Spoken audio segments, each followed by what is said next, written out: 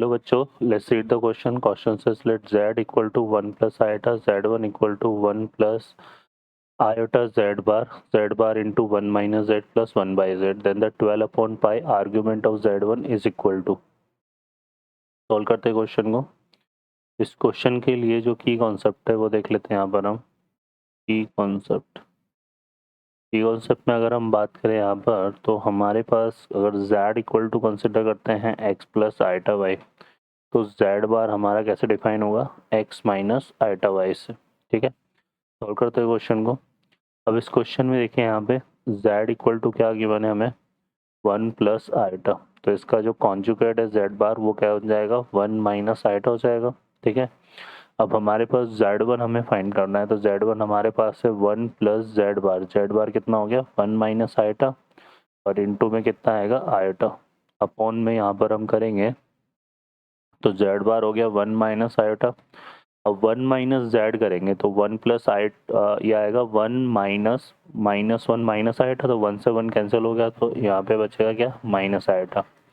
और 1 upon z करेंगे तो ये आएगा 1 अपॉन 1 प्लस आइटा. ठीक है, तो ये हमारे पास बनेगा.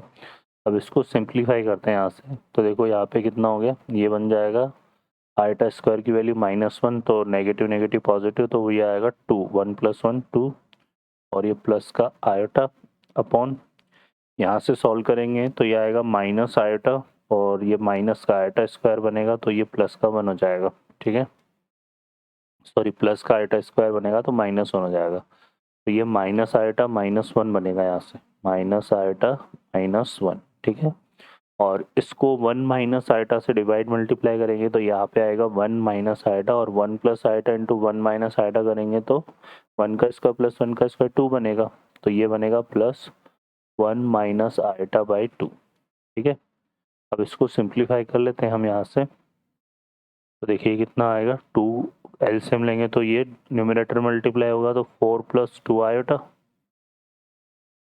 अपॉन इसको करेंगे तो ये आएगा माइनस का 2 आइटा और माइनस का आइटा, तो माइनस का 3 आइटा है ना, और ये हो जाएगा -2 प्लस 1, तो ये माइनस का 1 आएगा यहाँ पर. ठीक है, अब इसको सिंप्लीफाई कर लेते हैं, तो यहाँ से देखो 4 प्लस 2 आइटा ये बन रहा है हमारे पास. ठीक है, और इसको देखो नेगेटिव कॉमन लेंगे तो ये 1 प्लस 3 आइटा आएगा, तो 1 माइनस 3 आइटा से हम इसको क्या करते हैं, माइनस कॉमन ले लिया, 1 प्लस 3 आइटा इंटू ये हो जाएगा. अब इसको सॉल्व करते, तो ये तो कितना बन गया, 1 का स्क्वायर, और 3 आइटा स्क्वायर की वैल्यू -1 होगी, तो ये 1 प्लस 9 आएगा, तो ये 10 आ जाएगा डिनोमिनेटर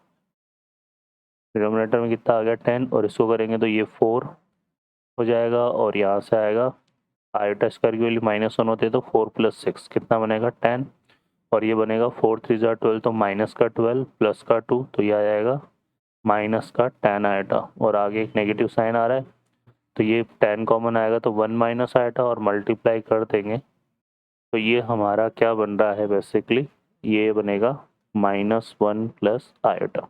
ठीक है, अब ये क्या आ गया हमारे पास, z1 आ गया. ठीक है ना, तो z1 हमारे पास बेसिकली क्या हो गया, -1 plus iota.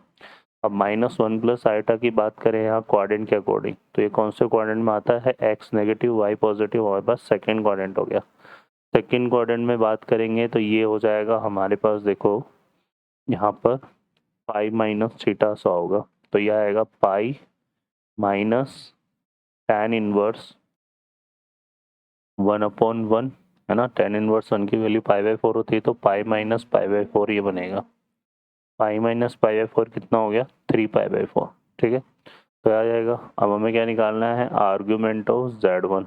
Argument of z1 की बात करनी है हमें, तो वो कितना आ गया हमारे पास, सॉरी ये हम आर्ग्यूमेंट ऑफ z1 ही निकाल रहे हैं यहाँ पर, तो ये कितना आ गया, 3 π/4.